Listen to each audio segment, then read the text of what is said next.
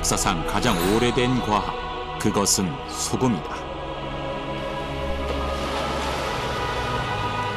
인간이 이 지구상에 등장하면서 곧바로 소금을 사용했다고 해도 볼 수 있죠. 때문에 소금을 만드는 제염은 인류 생존의 필수 요소였다. 생명이 이제 필수적인 것이고요. 두 번째는 식품의 맛을 내는데 불필수 불가결할 것입니다. 소금은 인류에게 없어서는 안 될 존재입니다. 제염, 그것은 문명을 발달시킨 인류의 유전자다.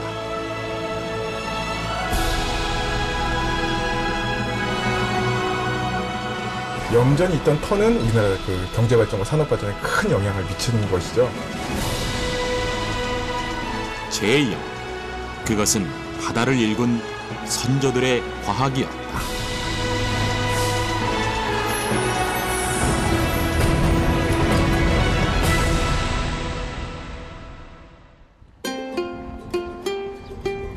전라도 고창의 한 해안가 마을.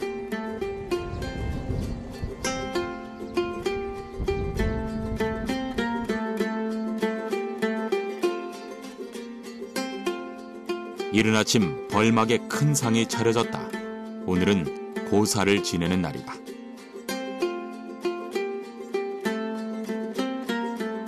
그런데 마을 고사를 왜 좁고 답답한 이곳에서 올릴까?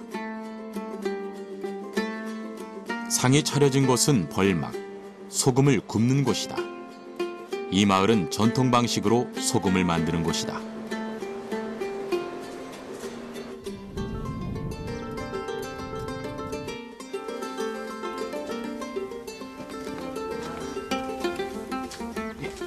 자, 소금 잘 나오게 도와주시고 우리 마을 부자들 도와주십시오.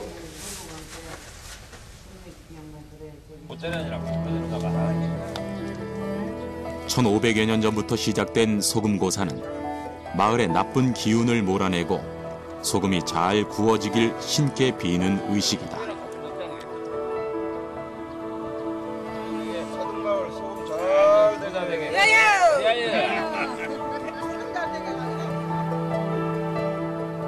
이렇게 소금은 가장 흔하지만 귀한 존재였고 때문에 보물 이상의 신성스런 가치였다. 선조들은 이 보이지 않는 자연의 선물을 어떻게 찾아냈을까? 소금이 언제 생겨났는지 정확히 밝혀진 건 없다. 하지만 사람의 혈액에 0.9%의 염분이 들어있는 것을 보면 우리가 짐작할 수 없을 만큼의 오랜 역사가 있지 않을까? 소금을 인류가 이용하기 시작한 때는 기원전 6000년경으로 알고 있습니다.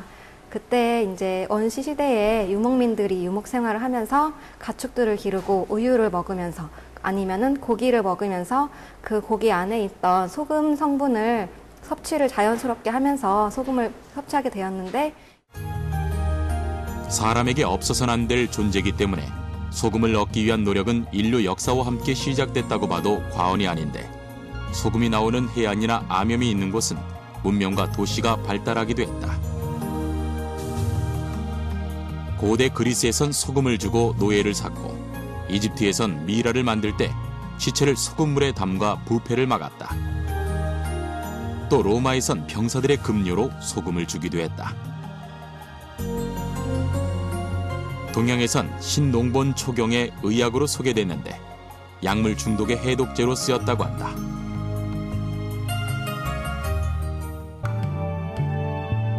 이처럼 소금은 조미료뿐 아니라 화폐와 약물, 비료 등으로 널리 쓰였다. 하지만 소금을 만드는 제염 기술에 대한 기록은 찾기 어려운데 기원전 27세기 중국의 제상인 숙사가 처음 바닷물을 끓여 소금을 만들었다는 기록이 전해지고 있다. 우리나라의 제염 역사는 고구려 미천왕 때의 기록이 가장 오래돼 아마도 2000년 전부터 제염 역사가 시작된 것으로 생각된다.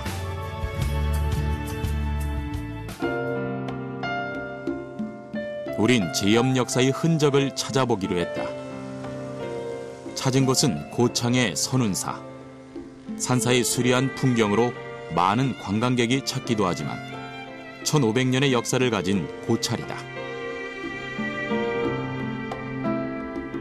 이곳엔 선운사를 창건한 검단 선사의 진영이 모셔져 있다.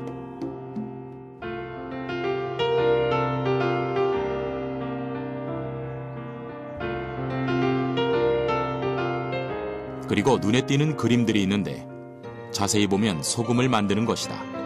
사찰에선 흔히 보기 힘든데 어떤 의미일까?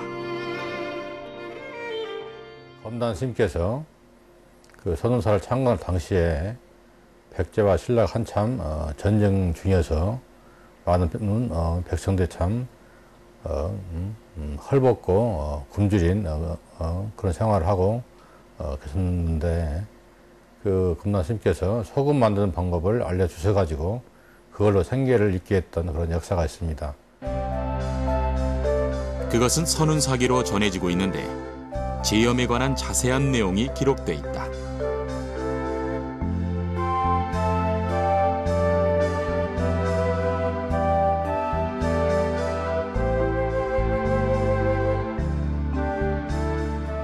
신동국 여지승남에도 선운사기와 같이 염전의 옛말인 염정에 관한 기록이 있는데 당시 검당포 주변이 염전으로 유명했음을 알 수 있다.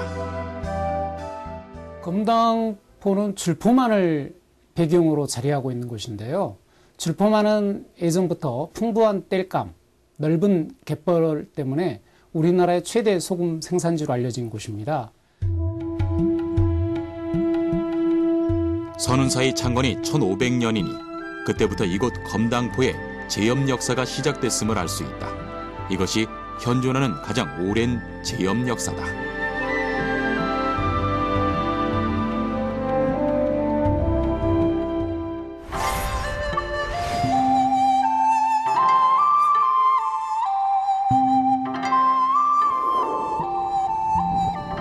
그럼 선운사에서 전파한 제염 방법은 무엇이었을까?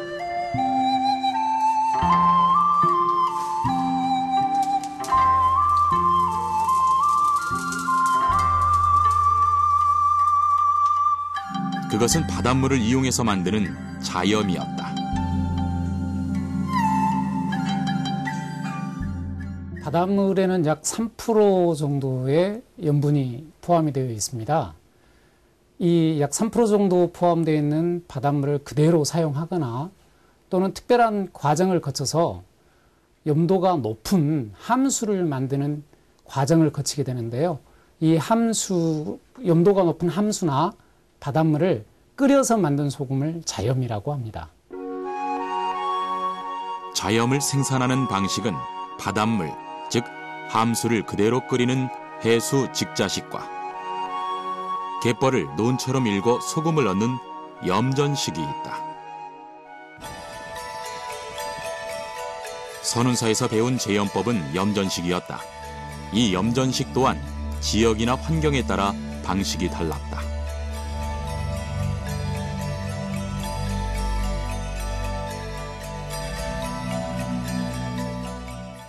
해안 지역에서는 주로 통자락 방식을 이용을 했고요. 서남해안 지역에서는 석등 방식을 이용했습니다. 그리고 고창 지역에서는 석구덩이 방식을 이용을 했는데요. 이것은 염도가 높은 갯흙을 모아서 어떻게 함수를 출출해내는가 하는 방식의 차이입니다. 섰구덩이 방식은 갯벌과 모래벌이 섞여 있는 지역에서 갯벌에 구덩이를 파 함수를 모은 후 관을 연결해 함수통으로 모으는 방식이다. 섰등 방식은 주로 벌로 된 갯벌에서 하는데 함토를 높게 쌓아 만든 섰등에 함수를 채워 모으는 방식이다.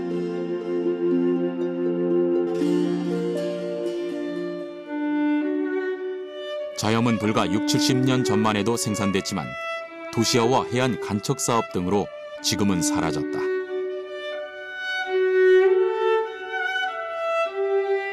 하지만 최근 몇몇 지역에서 연구와 고증을 통해 통자락 방식을 재현해냈다.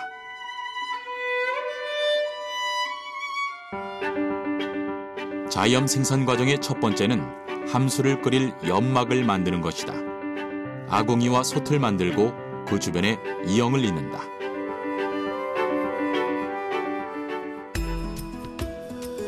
연막은 울타리 안에 함수를 담는 버굿과 아궁이를 놓고 천장은 뚫어 뿌리 없는 삼각뿔 형태로 만든다.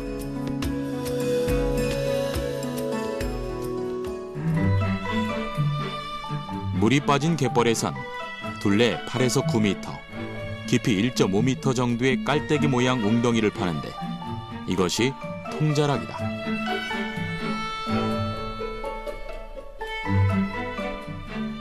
통자락이 완성되면 주위에 갯벌 흙을 말리는데 소에 썰애를 달아 흙을 뒤집고 다지기를 반복해 말린다. 이것이 소금의 양과 질을 결정하는 가장 중요한 과정이다. 즉, 큰 덩어리의 흙을 갈아 수십 개의 덩어리로 만들면 소금 알갱이가 붙을 수 있는 면적이 늘어나 함수 농도가 짙어지는 것이다. 바닷물이 한 2도, 3도 정도 되는데 그걸 한 16, 7도로 끌어올리는 그 과정이거든요. 그렇게 끌어올리지 않으면은 바닷물을 끓여가지고 증발시켜야 되는데 연료비가 그만큼 많이 들어가요. 반면에 17, 8도로 올리게 되면은 연료비가 적게 들어가죠. 그래서 그 과정을 이제 그 바닷가에서 하게 되는 거죠. 그리고 간통을 덮어 통자락을 메운다. 이 상태로 바닷물이 차는 사리가 되면 간통에 들어간 바닷물은 보통보다 4배에서 5배 높은 염도로 저장이 된다.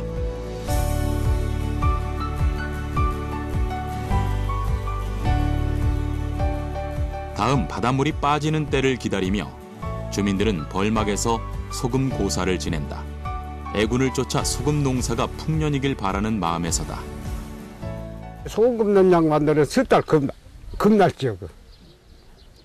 도채비 사군다고 그 매물범벅이 있어 양파에다 한 해 갖다 놨다가 고사 지내고 그놈 들고 다니면서 막 뿌려. 떠서 막 뿌리고 된 거. 도채비 사군다고. 다시 조금이 오면 통자락을 허는데 이 모든 작업은 간쟁이의 몫이었다.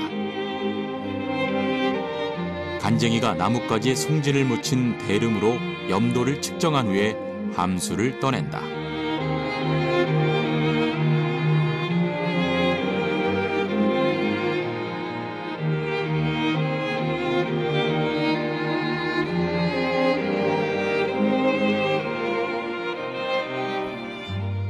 함수를 나를 땐 단 한 방울도 흘리지 않도록 들것인 황도의 입구를 좁게 했다. 그만큼 귀하게 다룬 것이다.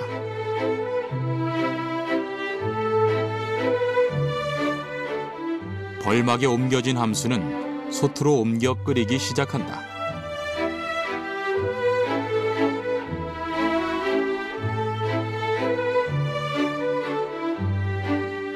소금 가마에 불이 들어가면 그때부터 간쟁이들은 한시도 솥에서 떨어지지 않는다. 수시로 거품과 불순물을 제거하는데 무엇보다 불 조절이 중요하기 때문이다. 싼 불 떼갖고 소금 내려 앉으면은 불을 싼 불로 떼면은 죽소금 되어버려. 싼 불 떼면. 죽소금 되어버린 게 소금이 못 써. 안 좋아.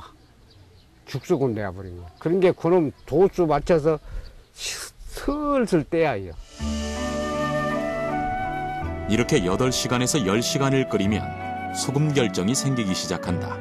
비로소 자염이 완성되는 것이다. 전통 방식으로 생산된 자염은 현대에 와서 그 우수성이 증명됐다. 함유된 성분이 모두 영양 기준치에 적합한 것이다.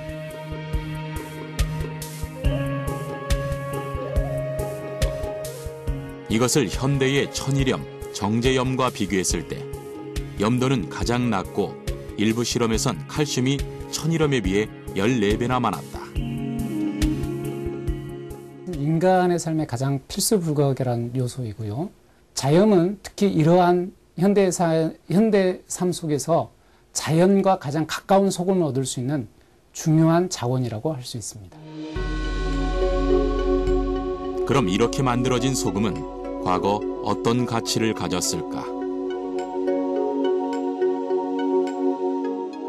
소금 염자는 신하신, 소금로, 그릇명으로 이루어져 있다. 신하가 왕실의 소금을 지킨다는 뜻으로 그만큼 위상이 높았음을 알 수 있다. 고려 충렬왕은 소금 전매제를 실시했다. 국가가 세운 염호에서 소금 생산과 보관, 유통을 전담했다는 것이다. 이는 다른 나라도 마찬가지였다. 경제의 중심인 소금 전매권을 장악해 왕권을 강화하기 위한 것이었다. 조선 세종은 의염색을 설치했다. 이 역시 소금 유통의 모든 것을 국가가 관할한다는 것이지만 다른 것은 굶주린 백성을 위한 복지 정책으로 시작됐다는 것이다. 세종은 나아가 소금에 관한 일부 권한을 사유화시키기도 했다. 국가가 그 소금을 생산해서 그걸 가지고서 이렇게 그 운영을 하는 것도 있지만은 또 한편으로는 그만큼 더 그 인구도 증가하고 또 세금도 더 필요하고 그러면서 이제 민간에게 소금을 만들 수 있는 권한과 유통 판매할 수 있는 권한을 주면서 대신 세금을 받아들이는 거죠. 근데 그 세금은 곧 국가가 운영할 수 있는 세원으로 이렇게 그 이용할 수 있기 때문에 한편으로는 소금도 충당하고 또 한편으로는 재원도 마련하는 그런 방법으로 이제 두 가지 방법을 이렇게 병행했던 부분들이 있어요. 국가 통치 수단뿐 아니라 일반 백성들에게도 소금은 다양하게 이용됐다. 동의보감엔 여러 병증의 치료제로 그 효능이 기록돼 있고 각종 농서에선 비료로 소금을 사용했다는 기록도 있다. 옛날에는 소금이 이 음식물 부패도 방지하고 그것 자체가 음식물을 보관하는 그런 기능들을 했었고 또 음식을 만드는데 반드시 소금이 이렇게 조미료로 들어가야만이 했기 때문에 지금보다 훨씬 소금을 많이 사용을 했었죠. 소금을 많이 사용을 하는데 반해서 생산량은 또 생산하는 기술은 지금보다 훨씬 떨어지거나 적었기 때문에 이처럼 소금의 가치가 오를수록 폐단이 생기기도 했는데 특히 정약용은 어업과 염전 등에 부과되는 세금의 모순과 부조리를 비판하고 개선책을 제시하기도 했다. 시랑 정약용. 장롱엔 속옷도 없고 실엉엔 치마도 없다. 장독엔 소금 한 톨 남지 않고 뒤주엔 쌀 한 톨 없노라.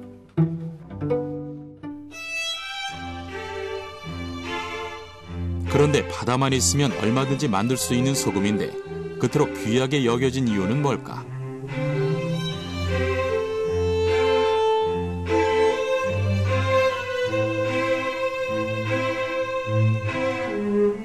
답은 제염법에 있었다.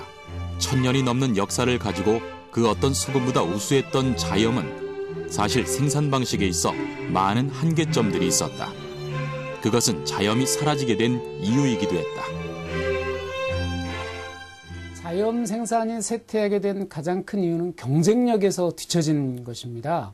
옛날에 염하니 똥은 개도 안 먹는다라고 하는 속담이 있을 정도로 고된 일이었습니다. 그래서 천일염 방식이 도입되면서 자염에 종사했던 사람들이 천일염 생산으로 바꿉니다. 그래서 노동력 확보 측면에서 일단 경쟁력을 잃었고요. 두 번째는 우리나라에 우리나라에 소금이 수입되면서 가격 경쟁면에 있어서도 뒤처지게 됩니다. 그리고 자염을 굽기 위해서는 굉장히 많은 땔감이 필요한데 이 땔감 확보도 어려워지게 됩니다. 그 일기도 받쳐줘야 되고 또 물때로 봤을 때 바닷물에 들고 나는 걸로 봤을 때 그 할 수 있는 한 살이 보름에서 할 수 있는 그 기간이 굉장히 제한되어 있기 때문에 그걸로 해가지고는 천일염 그 염전에서 만들어낸 소금과 가격 경쟁력이 도저히 이렇게 되지를 않으니까 자연스럽게 이제 자염은 사라지게 된 거죠. 우리 전통 소금인 자염은 자연을 그대로 활용한 바다의 농사법이었다.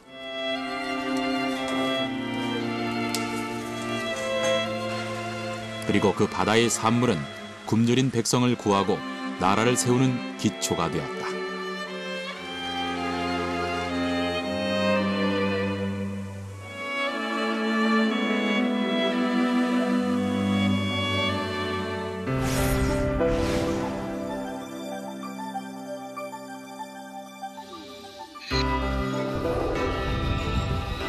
(1961년) 자염은 완전히 사라졌는데 때는 천일염이 등장할 때였다. 천일염은 바닷물을 염전으로 끌어와 물을 증발시켜 만든 소금이다.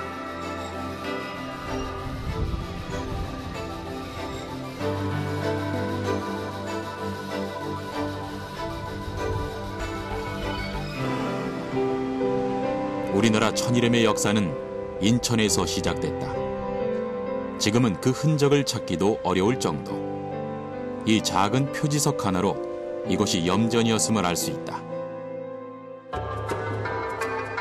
천일염 역시 정확한 시점은 알 수 없지만 과거 이탈리아 시실리 섬의 한 수도승이 만들어 청나라 강희제 때 중국에 전파, 우리나라엔 1907년에 도입됐다.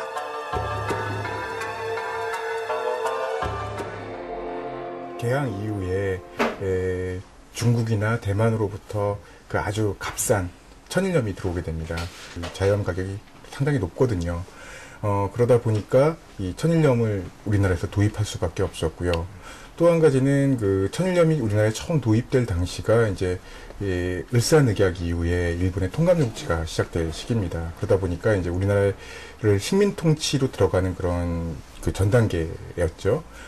일본이 이제 우리나라를 식민 통치를 하려다 보니까 이 많은 재원이 필요했고 그 재원의 일환으로서 이 도입된 것이 바로 천일염입니다. 일제도 다른 나라와 마찬가지로 소금을 통해 재원을 확보하고자 했지만 여의치 않았다. 그 해법으로 찾은 것이 서해안 시범염전이었다. 일본이라는 국가는 기후나地理적인 조건으로 천일염을 생산하기가 어려운 거죠. 그러다 보니까 일본에서도 그 중국이나 대만에서 이제 천일염을 수입해서 썼는데요. 이게 이제 그 외교 관계나 국가 관계가 틀어졌을 경우에는 이 천일염을 수입할 수 있는 루트가 끊기잖아요. 그러니까 이제 중국이나 대만의 그 지리 조건과 비슷한 조선의 서해안을 주목하게 됩니다. 비록 우리나라 천일염의 역사는 일제에 의해 시작됐지만 염전 운영은 아주 성공적으로 확대됐다. 1907년 주안 염전 시험소를 설치했을 당시 면적이 10제곱킬로미터. 그 후 1919년엔 2000제곱킬로미터 이상으로 증가했다. 이렇게 주안이 성공을 거두자 남동이나 군자, 소래까지 염전 운영은 확대됐다. 이는 나아가 전국 소금 생산량 중 인천 세계염전이 절반 이상을 차지할 정도로 성장했다. 그런데 일제는 왜 인천을 택했을까? 인천이라는 곳이 서울에서 가깝잖아요. 그러니까 큰 시장, 서울이라는 큰 시장이 있어서 여기서 생산되는 소금의 그 유통망, 공급이 용이했고요. 그 다음에는 이제 경인철도가 이제 인천항에서 출발해서 서울까지 연결이 되거든요. 인천역에서. 그러다 보니까 이제 경인철도를 통해서 전국적인 유통이 가능했고요. 그리고 또 한 가지는 인천항을 통해서 이 염전에서 생산되는 소금을 인천항을 통해서 일본 본토로 가지고 갈 수도 있었죠. 그렇다 보니 철도 개통 외엔 인천 지역의 발전은 거의 없었다.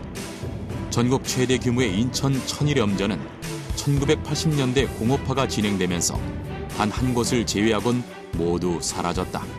주안염전 같은 경우는 우리나라 그 소금 생산에 있어서 자염에서 천일염으로 넘어가는 어떤 그 분기점이 된다 그럴까요? 주안에서 천일염이 성공을 거두면서 우리도 정말 양질의 값싼 소금을 일반 대중들이 쉽게 구할 수 있었던 그런 역할을 했다고 저는 그렇게 생각이 들어요. 지금 우리나라 천일염 생산의 65%는 전남, 특히 신안군 일대의 염전에서 담당한다. 이곳은 천일염 산업특구로 지정될 만큼 일조시간, 풍속, 염도, 지형, 갯벌 등 양질의 천일염 생산에 좋은 자연 조건을 모두 갖추고 있다. 갯벌의 한 42% 정도가 전라남도에 있어요. 그리고 한 30여 %가 경기도 쪽에가 있거든요. 갯벌이 많다고 하는 것은 그만큼 염전을 조성하기 좋다라고 하는 그런 의미를 갖고 있는 거죠. 문화재로 지정된 태평염전은 한국 전쟁 후에 피난민을 구제하기 위해서 만들어졌는데 그 규모가 여의도의 2배, 140만 평이나 된다. 이곳에서 연간 15,000톤의 천일염을 생산하고 있다.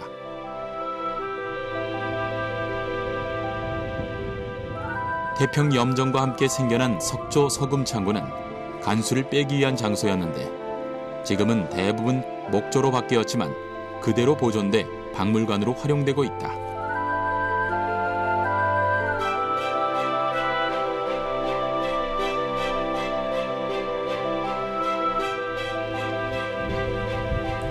천일제염은 전 세계적으로 하는 가장 보편적인 제염법이다. 하지만 우리나라 염전은 뚜렷한 특징이 있다. 우리 서해안에 있는 갯벌은 살아 숨쉬는 갯벌이기 때문에 전 세계적으로 이러한 생태 환경을 찾아보기가 굉장히 어려운 아주 희귀한 갯벌입니다. 천일염을 생산하는 원료 자체, 바닷물도 살아있는 갯벌에서부터 나오는 것이기 때문에 생산 방식과 품질 모두 다 좋은 소금이라고 생각을 합니다. 천일염전은 최대 17단의 구조를 가지고 있다. 크게 바닷물을 저장하는 저수지와 증발지, 결정지가 있는데 그 사이 함수 창고와 끝에 소금 창고가 있다.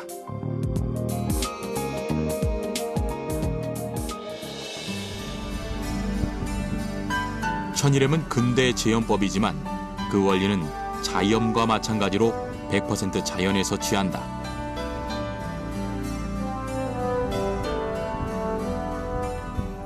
먼저 바닷물이 있어야 되고 그 바닷물을 정화시켜주는 갯벌이 있어야 됩니다. 갯벌이 있음으로써 바닷물에 있는 침전물이나 안 좋은 성분들을 필터링 해주는 역할을 하게 되고요. 그 다음에 그런 필터링된 바닷물을 태양과 바람을 통해서 이제 만들면 소금이 결정되게 되는 것입니다. 천일염의 제염 방법은 먼저 수문을 열어 저수지에 가둬둔 바닷물을 제1증발지에 채우는 것에서 시작된다.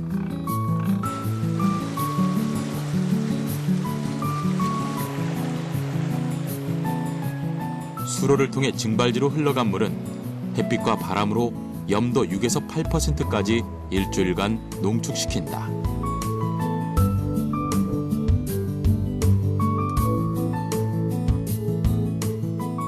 농축된 바닷물은 제2증발지로 옮겨 22에서 25% 염도가 되도록 2주 정도 증발시킨다. 염전 중간중간엔 함수 창고가 있다. 비올 때를 대비해 증발지와 결정지에 농축된 소금물을 이곳에 보관하는 것이다. 이때 농도가 같은 소금물끼리 4곳으로 분리해서 보관한다. 다음 제2증발지의 소금물을 결정지로 옮겨 염도를 27%까지 증발시킨다.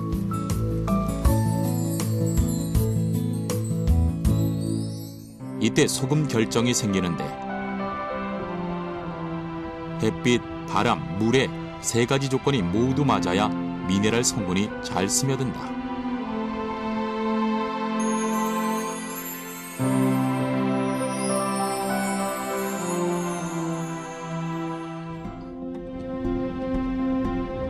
소금이 2에서 4mm 쌓이면 대패로 긁어 모아 여러 개의 무더기를 만든다.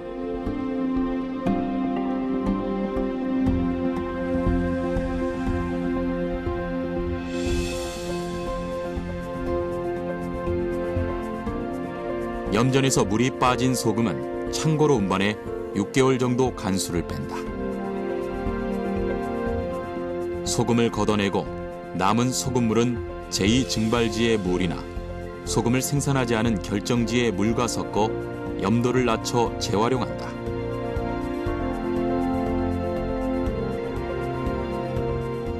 이렇게 수많은 과정을 거쳐 천일염을 얻기까지는 25일 정도의 시간이 걸린다.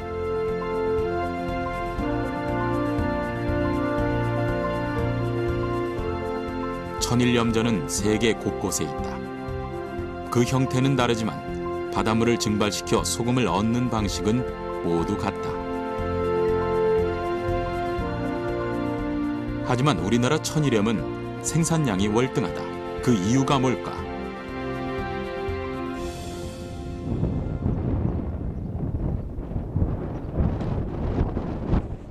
우선 우리나라 천일제염의 특징은 뭔지 알아보기로 했다.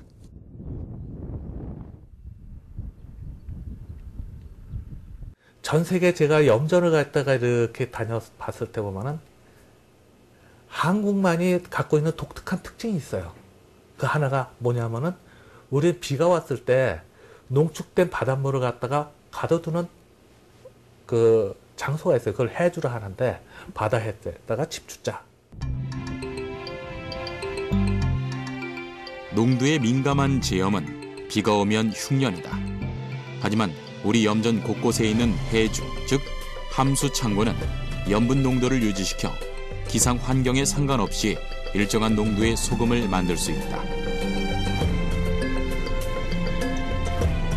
그리고 눈에 띄는 것이 염전 바닥, 증발지는 갯벌 바닥이지만 대부분의 결정지는 흔히 아는 장판, 친환경 PVC 재질이다.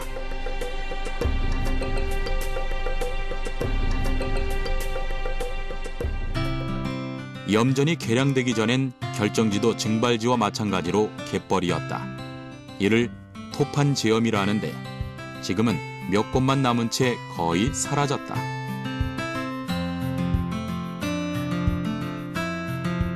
토판염은 결정지에서 처음 맺히는 소금 결정을 채취할 수 있는데 이를 꽃소금이란다.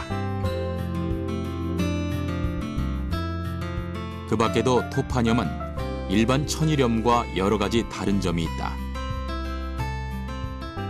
가장 먼저 눈에 띄는 것이 색이다. 갯벌 흙이 남아있는 토판염은 회색빛을 띠며 좀 더 어둡다. 그 입자도 뚜렷하고 굵은 데 반해 맛은 훨씬 감칠맛이 있어 토판염의 장점을 아는 이들은 일반 천일염이 싱거울 정도라고 한다. 하지만 이 역시 제염 과정에 한계점이 많다.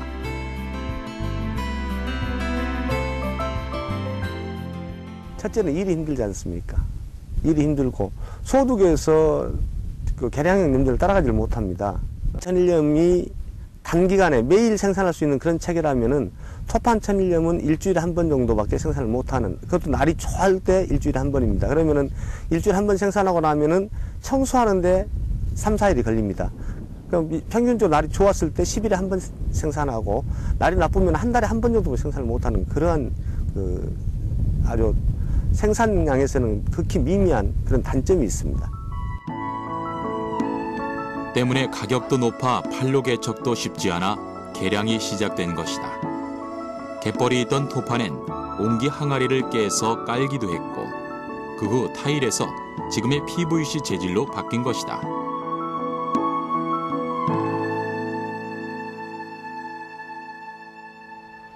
그럼 지금 우리가 먹는 소금은 어떤 것들이 있을까? 소금은 크게 자연 제염식인 천일염과 인공적으로 염화나트륨을 추출하는 정제염, 제제염이 있다. 천일염 같은 경우는 지금 식품위생법상에서 보면 수분이 15% 이상 함유돼 있으면 천일염으로 우리가 분류를 할 수가 있는데 수분이 많이 함유되어 있다는 얘기는 그만큼 쉽게 손으로 부셔도 문질러도 부서지는 강도가 좀 약한 그런 물리적인 특성을 가지고 있습니다. 1963년에 만들어진 염관리법엔 소금이란 염화나트륨이 40% 이상인 광물을 말한다고 했다. 하지만 2008년 개정 후 식품으로 전환됐는데 이로써 천일염과 인공정제염의 차별화가 이루어진 것이다.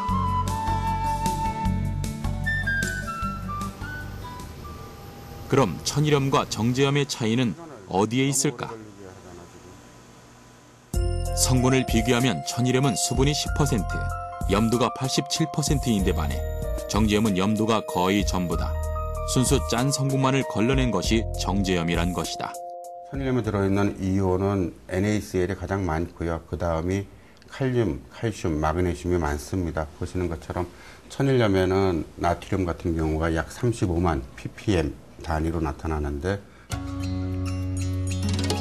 그 외에 천일염엔 물과 미네랄이 함유되어 있다. 미네랄은 천일염의 특징적인 성분인데 우리나라에서 생산된 것이 가장 많다고 한다. 이 미네랄은 뭘까? 인슐린 저항성을 미네랄이 있는 소금 같은 경우가 더 완화시켜줘요. 모든 질병의 지금 원인이 되는 것을 갖다가 그 활성산소, 유해 활성산소하고 그 활성산소에 따른 그 염증 반응, 이게 거의 많은 질병의 원인이 되는 것으로 이제 밝혀지고 있습니다. 세계적으로 유명한 프랑스의 게랑드 소금도 미네랄 함량에 있어선 천일염을 따라오지 못한다. 그 이유가 뭘까? 맨 처음에 소금이 결정이 될 때 바닷물에 있던 그 미네랄들이 그 결정 사이사이로 다 들어와 있어요. 그때 바로 수확을 합니다. 우린 거의 매일매일 수확을 하니까요. 소금 결정이 오면. 근데 외국 같은 데는 1년에 한 번이나 2번 수확해요. 외국 같은 경우 어떻게 되냐? 그 미네랄들이 소금 결정 사이사이 들어왔는데 그걸 갖다 그대로 둬요. 그러면은 그 미네랄들이 사이사이 들어왔던 그 소금 결정에서 미네랄들이 빠져나와요. 그래가지고 나중에는 오래 두면은 거의 그 순수한 염화 나트륨 덩어리만 남아요.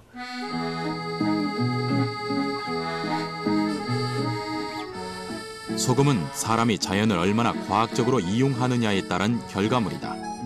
자염을 비롯한 우리 선조들의 제염 방법은 삶과 지혜로 터득한 과학이었다.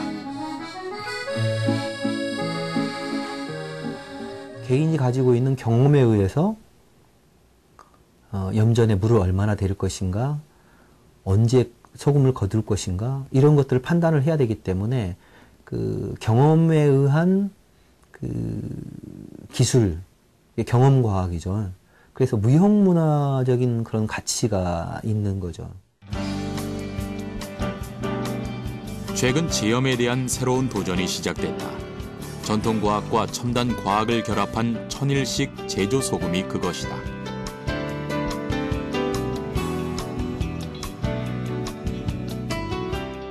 천일식 제조 소금은 천일염하고는 사실 굉장히 유사합니다.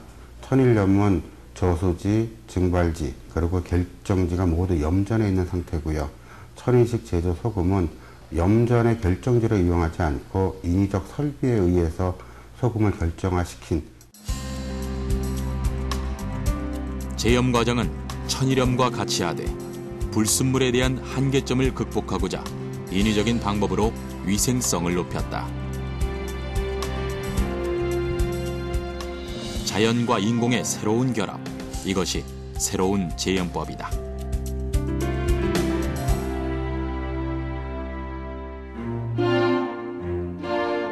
고창 사등마을 벌막에 함수가 채워진다. 주민들의 염원을 모아 경건하게 불을 넣고 소금을 기다린다.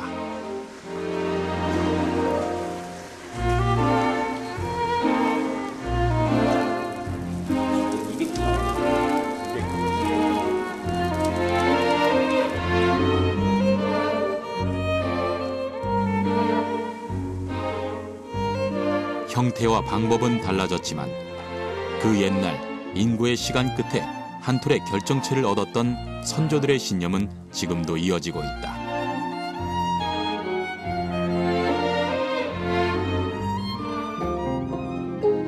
이곳 사등마을에선 매년 봄과 가을 선운사의 소금을 윤납하고 있다. 보은염을 소에 싣고 제염법을 가르쳐준 선운사 스님들께 보답하는 의미다. 제염법의 발견은 1000년을 넘는 보은의 이유가 됐다. 이처럼 제염 역사는 우리 역사와 함께 이어져 왔다. 염전은 바다와 육지의 그 전이지대에 이렇게 놓여 있거든요. 그래서 염전이 존재함으로 해서 바다와 갯벌을 보존할 수 있는 기능도 하고 있죠. 염전은 그 소금 생산부터 그다음에 생태계적인 그런 가치, 문화적인 가치, 관광의 가치 이런 복합적인 그 다기능적 가치들을 가지고 있다라고 이렇게 볼 수가 있습니다.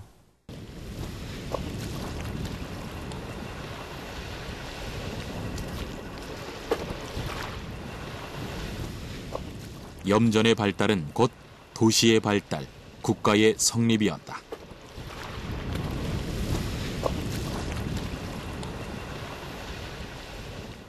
우리 천일염은 우리 한국이 외국에 내놓을 수 있는 앞으로 큰 저는 국가적 자원이라고 생각을 합니다.